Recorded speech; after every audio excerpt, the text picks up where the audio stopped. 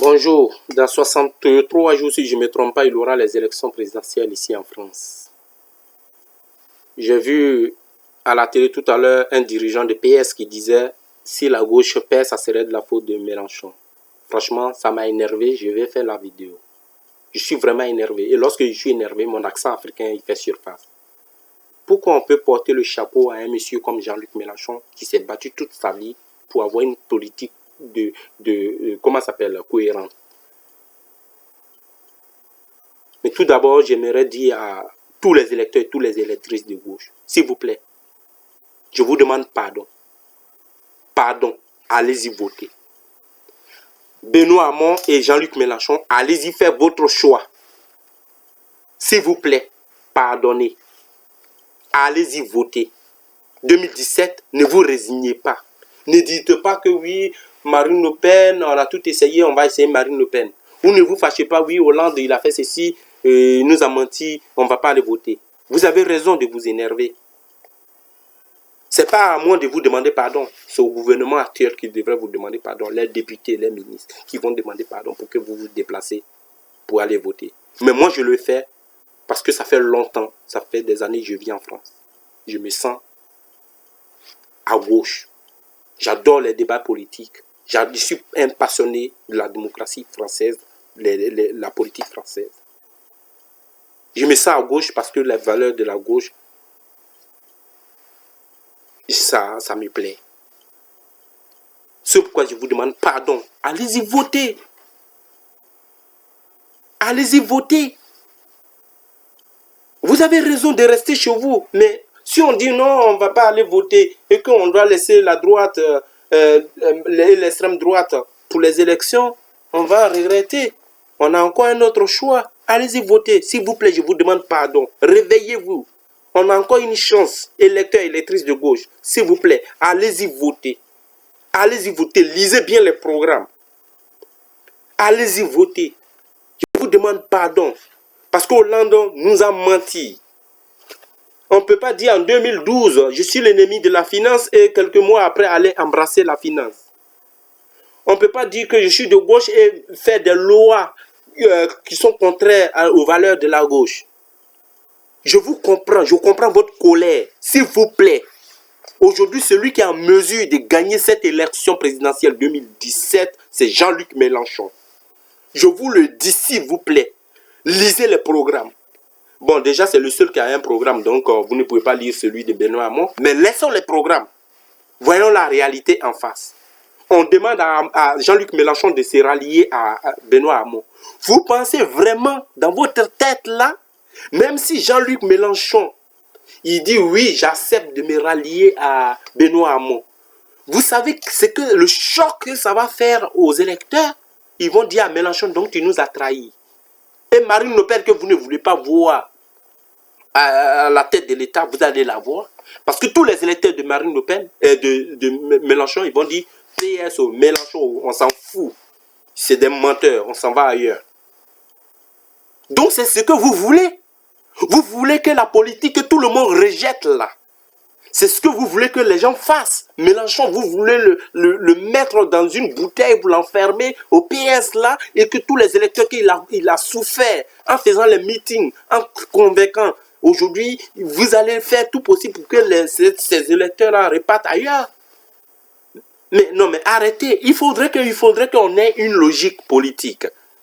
Benoît Hamon, lui, n'est pas prêt. Il n'est pas prêt pour cette élection, il n'est pas prêt, il faut dire la vérité, il n'est pas prêt. Il va être secrétaire en 2022, il va se présenter. Ok, il sera prêt. Mais cette élection-là, laissons Jean-Luc Mélenchon. Qui a un ego? Vous parlez d'ego, surdimensionné. Qui a un ego? Ce n'est pas Jean-Luc Mélenchon. Parce qu'en 2012, je me rappelle très bien, j'étais devant ma télé. Quand Jean-Luc Mélenchon il a perdu, il a fait ses 12%, qu'est-ce qu'il a fait? Il allait à la télé, il a pris le micro, il dit...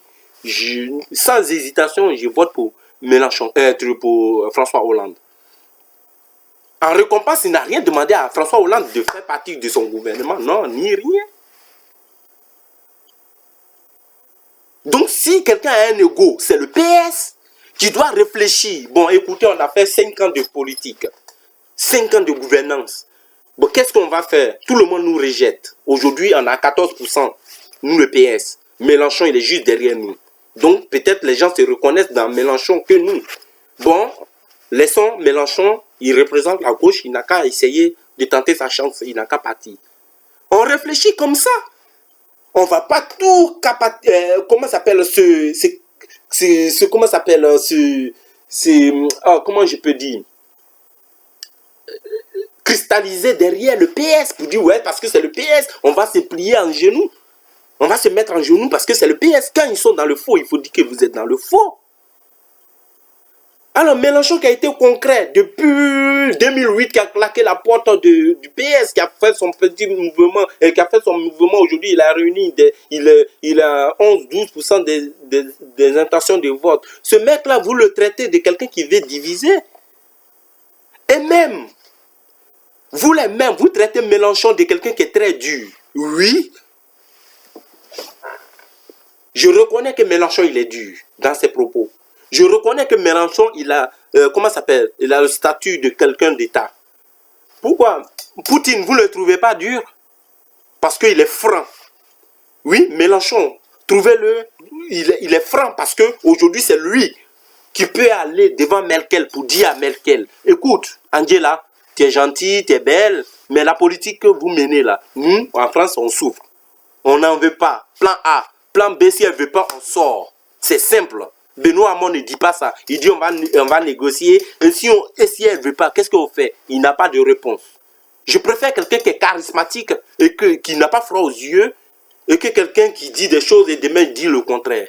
Alors, peuple de gauche, je ne suis rien pour vous dire d'aller voter, mais vous avez vos choix à faire. Moi, j'ai fait mon choix. Je ne parle pas de leur programme. On ne regarde pas le programme, mais on regarde la ligne de la cohérence politique de l'un des deux, de Benoît Hamon et de Jean-Luc Mélenchon. Et on fait porter le chapeau à Jean-Luc Mélenchon que oui, c'est le diviseur. Il faut reconnaître que Mélenchon n'est pas le bon samaritain du PS. Hein? Il n'est pas le bon samaritain du PS. Hein? Quand le PS est dans la souffrance, ce n'est pas Mélenchon qui va toujours les enlever dans la souffrance. Hein?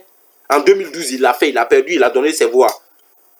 Aujourd'hui, vous lui demandez encore de vous rallier à vous. Alors que votre politique vous avez menée, les gens rejettent toute votre politique que vous avez menée.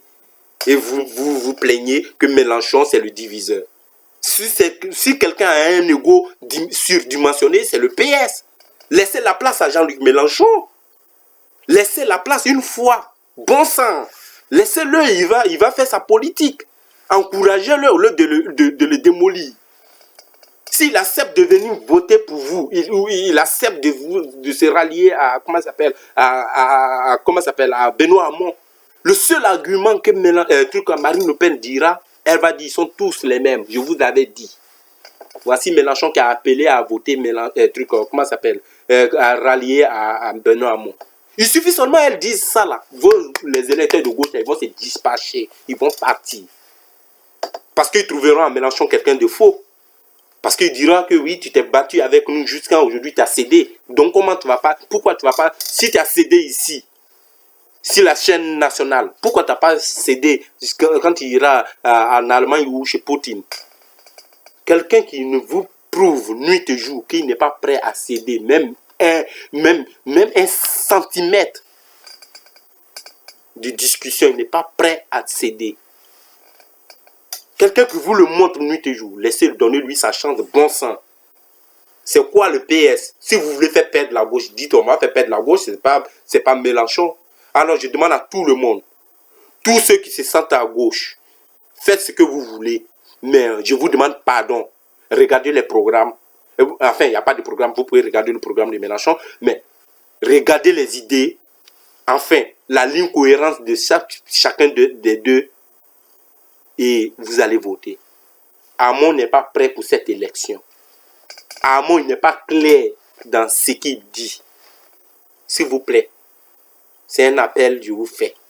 Je vous demande pardon, vraiment pardon. Ne vous résignez pas. Allez-y voter.